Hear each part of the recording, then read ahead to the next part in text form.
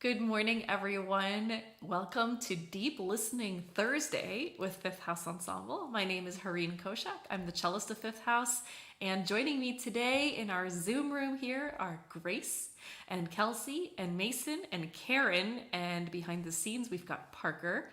And I'd love to thank our wonderful mentors, Brian and Leila Pertl from Lawrence University, who introduced us to this beautiful musical mindfulness practice that is deep listening, and also the Center for Deep Listening at Rensselaer Polytech. Let's get started with one that I don't think we've done since we kind of came back to Deep Listening 2.0 this fall. This is called the Belt Walk, and I actually haven't done it in quite some time, but then I watched an earlier episode of doing it at Fresh Ink 2020, our music festival last year, where I demonstrated it. So let's go ahead and stand up for a second.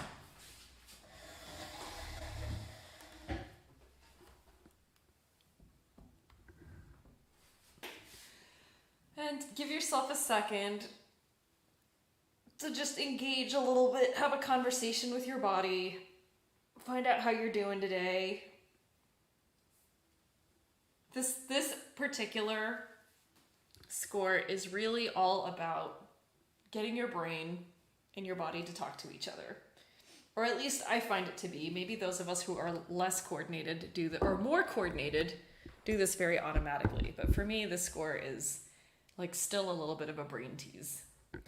All right, good. You know what? I am actually, sorry, I'm gonna be wobbly here for a second. I am going to bring my screen up a little bit so that I have a little more room to hang out with you all.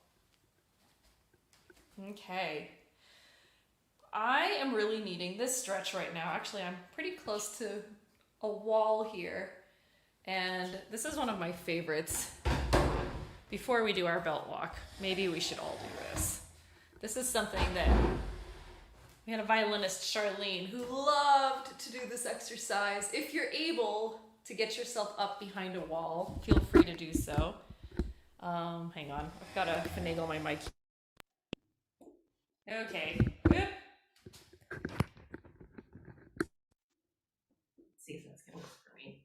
Okay. And see if you can get yourself up behind on a wall and very slowly bring your arms up over your head. Keep your forearms up against the wall. Go ahead and relax your fingers, check in with your fingers, and see if you can bring your arms up over your head. At this point, the backs of your palms should still be up against the wall. And then we're going to come back down very, very slowly. There might be a moment where your forearms lift off, but they should be coming back again. Here you go.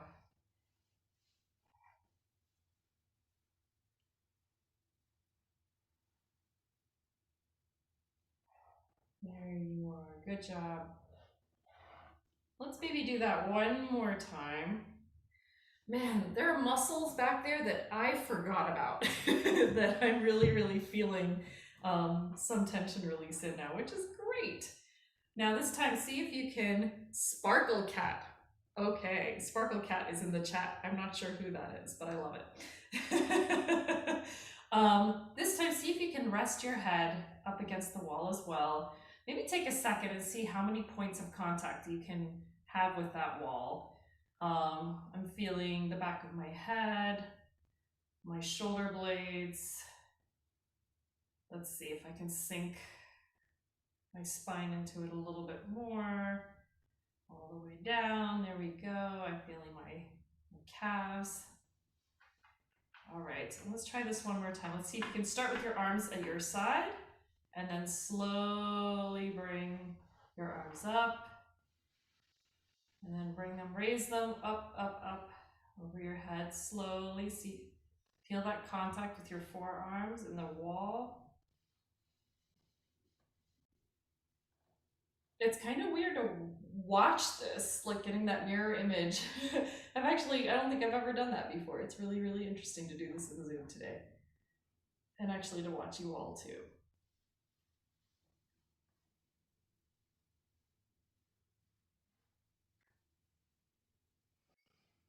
Yep.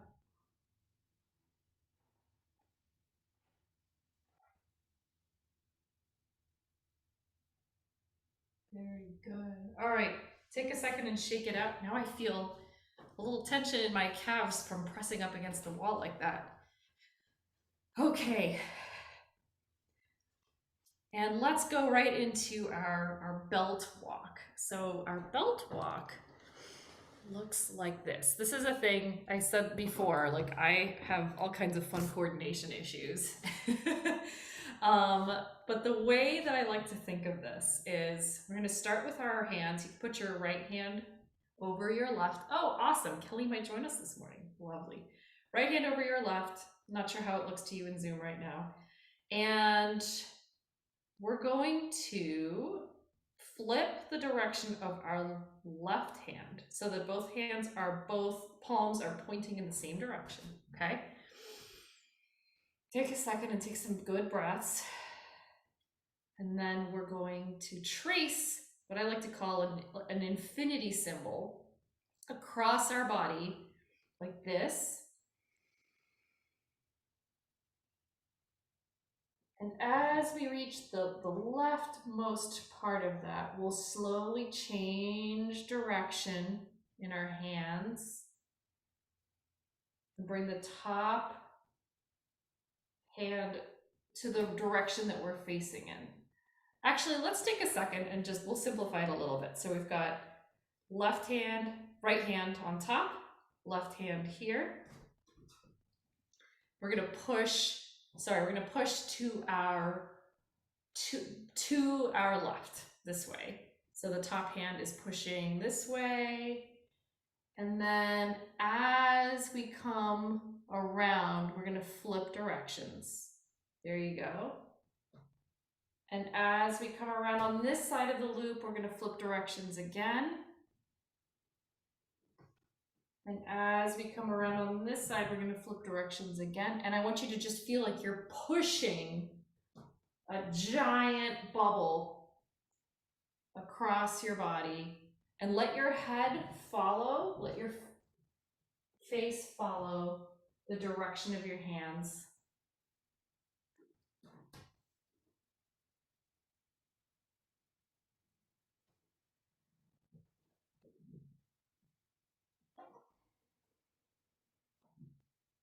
And so we're creating this large, infinite loop. Sorry, Hareen. Yes. Since I got here late, can you tell me what you mean by flip your hands? Oh, yes, of course. So thank you. Hello, it's really good to see you. Hey. As you're getting to this outside edge of this infinity circle, this infinity loop that you're creating, like this, right?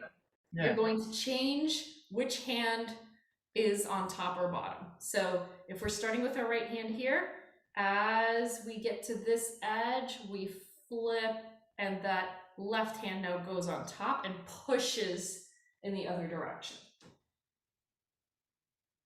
So we see, it's almost like, I like to think of this as like schools of fish, how they kind of magically, when they swap directions, they also like swap position a little bit.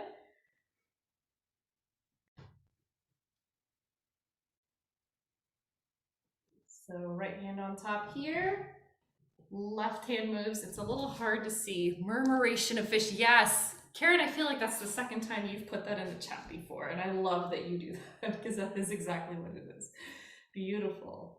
So we do that big loop, and then we're swapping again to push, push, push, push to the other side. Yes, we like murmurations. And then let's take a second and just swing our arms out a little bit just to shake it out. The next step to this is that we're actually going to add the walk part of the belt walk. So the walk part is going to be that we actually we'll put one foot in front of the other, the right foot here, pushing around. And as you can figure out the pacing for this on your own. As you get maybe to the middle of your loop, you start to anticipate your next step on the other foot. So let's see if I can make that a little bit clearer. My hands are down here. I do the circle and I push out that way, and then I'll push out this way again. So figure this out, whatever feels right to you right now in terms of how you shift your weight. I think for me, it seems like if I start with my right foot heading in the left direction, then I get that cross patterning in my body. And then you can just explore that coordination of where it makes sense. I think I'm focusing on like getting to the center of that loop to be taking that next step. Yes, yay crossbody patterning. Karen, you know me. I'm all about it because it's hard and it's very good for us. It's good for our brains, no matter how old we are. Probably young and old benefit in equal measure. And those of us who are in the middle, I still feel like I'm catching up with that part of coordination in life. So pushing and feeling that extra step that you're taking. So take a second and don't feel bound by this screen. If you want to go off screen to experiment with how that feels a little more, feel free. And still think about your hands, your head also leading that movement through on both sides of your body.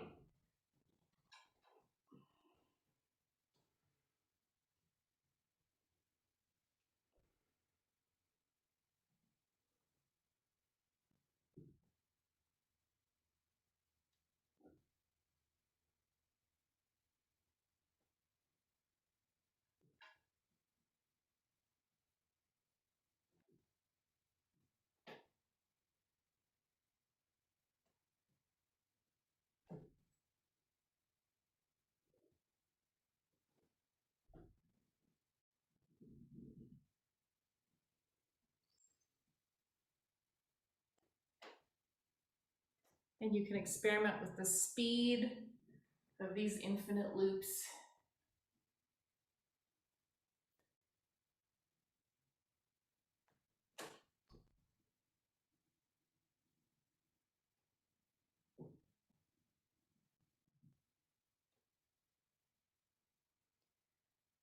And gradually feel free to come back.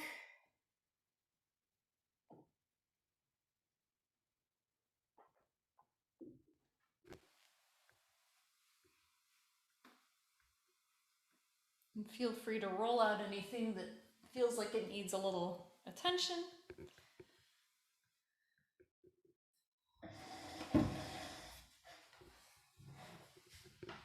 And yeah, let's hear about it. About our wall exercise. I'm sorry, my mic seems to be swapping back and forth. I don't know if that's causing an issue here. The wall exercise, the belt walk. How was that? I couldn't make my forearms touch the wall. Yeah, challenging things. So interesting, right? All of this, everyone's a little different too, but yeah, that always feels so good, especially as we're starting to rehearse more, practice, like kind of curl around our instruments a lot. I mean, our instruments in particular, mine is very conducive to that. So it's really good to feel like we're opening up again.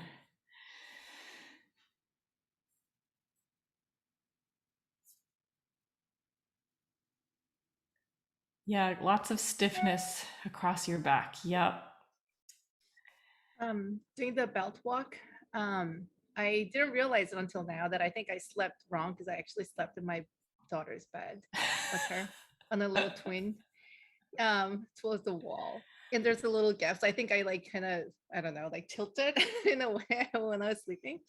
Did you sleep in that bed with her, or did she swap with you? Okay, because that almost happened to me last night. I was like, I am not sleeping in your bed tonight, and you're not sleeping in my bed tonight. And this belt walk, it actually really feels it felt really good. Flexing those oblique, in your sides, your waist. It was just, yeah, it was good stretch. Awesome. Yeah. Anything else? I think it's good to be aware of exactly how tense you are. Like I realized, especially against the wall, like there's just so much tension there. So it's good so that I can like work on that more throughout the day. Yeah, I know. I was thinking about that a lot lately because I haven't. I'm not a person who would regularly schedule massages. I just never have done that. But when I have one, it's so amazing. But I have a friend down the street who just opened a new business. Actually, it's called The Now, and it's in Lincoln Park. So if anybody, I'm giving her a little shout out, Allison. They've only been open for a couple of months, but I know I'm starting to think I really need to go book a massage at The Now because it's there's only so much I feel like I can do, and certainly I haven't had a massage since before our whole lockdown situation. But maybe it's time to treat my body, because it always just feels like such a thing to schedule stuff, and suddenly it's half your day. But probably worth it at this point. Maybe that can be our next professional development for Fifth House, to all go get massages together at The Now. I'll see if I can work that out for us. And Karen and Kelly, you're welcome to join us. All right. So I have a score that I ran out of time to do last week, and it's one that we've done once a long time ago. It's a little score that I wrote, and it's called Connecting Chords. And I think Parker has given it to us in the little Google Doc, but just to kind of say it out loud, the idea of this score is that one person starts by playing a single resonant tone. You can also sound or sing that resonant tone. Another person adds a new pitch of their choice, and then a third person joins. That third person in the sequence will keep their note while the others eventually drop out, and that will now form a foundation of a new chord. So our objective is to kind of try to see if we can get a succession of 1, 2, and then up to 3 people sounding at the same time, but then laying out, just keeping it to 3, not ever having more than 3. But as somebody drops out, we can add people again up to 3. So let's just have a little fun with this and see how that goes. If you would please turn on no jazz chords. Why not? Oh, because they're 9s. Yeah, we might have. Yeah, there aren't enough of us to build jazz chords today. We can build. Yeah, I guess we could build the skeletons of them. But okay, if you would please check to see if your original sound is on. And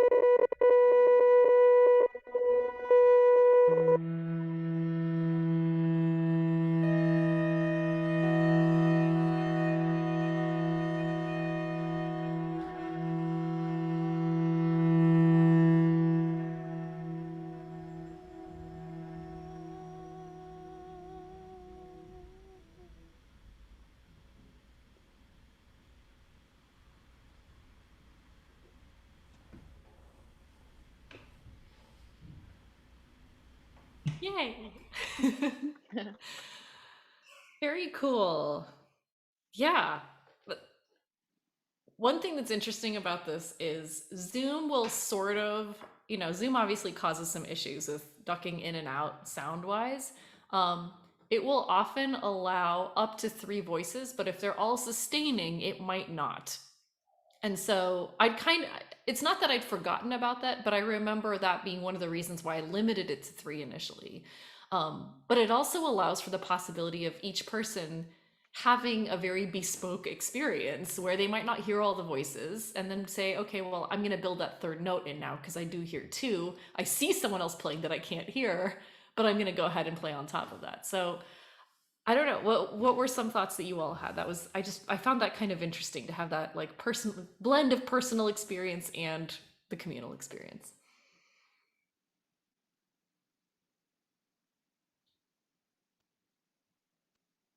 Yeah. It kind of reminds me of like, when you rub the crystal glass, it had that resonance. Yeah. It's peaceful. Even if like the notes, there might have been like a natural 7th or like, something like that kind of, but it was like, huh, maybe that's just like a smaller glass, that's making that noise. Yeah, that's really cool. You're right. There were moments where the timbre of an instrument didn't sound like how I normally associate that instrument, and I totally get what you mean. Like it actually did sound like that. It had a little bit of that that pulsating.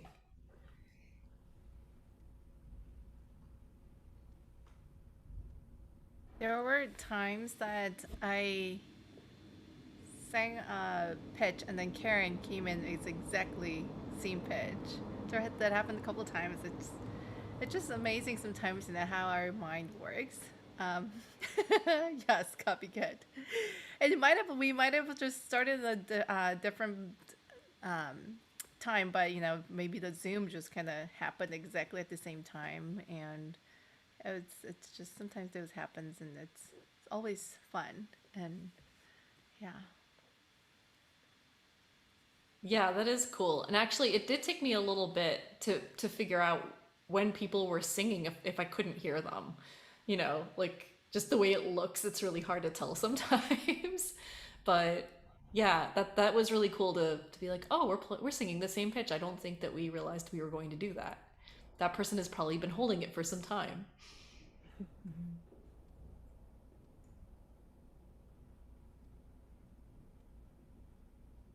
Any other thoughts? Just wanted to say, right after we finished, like the rain started, and right now there's a downpour where I am, and I'm right by the only open window, so I was like, this is very peaceful. Oh, lovely. I was thinking about incorporating rain into the session today because we also have been having intermittent rain all morning. But yeah, that's super cool. We get that little extra percussion.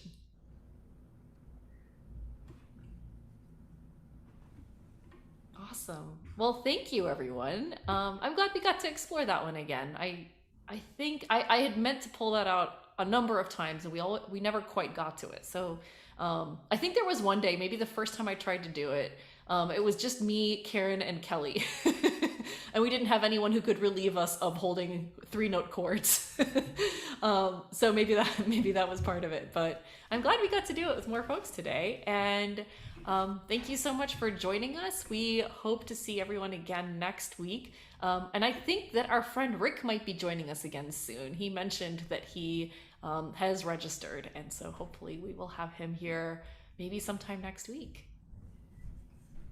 Awesome. All right. Have a good one, everyone.